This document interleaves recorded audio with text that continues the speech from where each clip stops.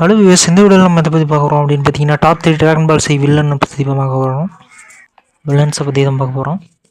இதில் தேர்ட் பிளேஸில் இருக்கிறது ஃப்ரீஸா பற்றி சொல்லணும்னா கருணைங்கிறது கொஞ்சம் கூட இல்லாத ஒரு ஆள். நான் தான் பெரிய ஆளாக இருக்கணும், நான் தான் சத்தியம் வாய்ந்தவனாக இருக்கணும், அதுக்கு இடையில எவன் வந்தாலும் அவனை போட்டு தள்ளிட்டு போயிட்டே இருப்பேன்.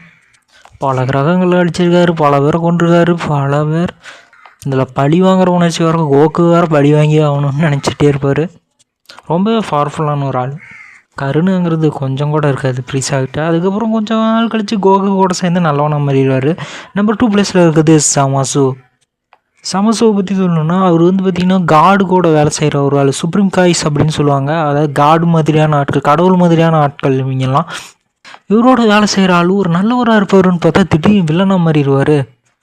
நான் தான் பெரிய ஆளாக இருக்கணும் அப்படின்னு சொல்லிட்டு, நான் தான் பெரிய பதவியில் இருக்கணும் அப்படின்னு சொல்லிட்டு வில்லனாக மாறிடுவார். செம்ம ட்விஸ்ட்டாக இருக்கும் அதெல்லாம் பார்க்கும்போது. அவர் அழிக்கிறது போதும்னு ஆயிரும். இவருக்காக ஒரு கிரகத்தையே அழிச்சிருவாங்க. ரொம்ப ஈகோ பிடிச்ச ஆள். நான் தான் பெரிய ஆள் ஆகணும் அப்படின்னு சொல்லிட்டு ஈகோ பிடிச்ச ஆள். நான் தான் பெரிய சுப்ரீம் லெவலான ஆள். நான் ரொம்ப தகுதி பார்க்குற ஆள்.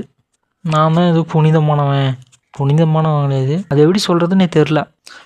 நான் தான் ரொம்ப டீசெண்டான ஆள், மற்றவங்களாம் ரொம்ப அன்டீசெண்டான ஆள் அப்படிங்கிற மாதிரி நினைக்கிற ஆள்.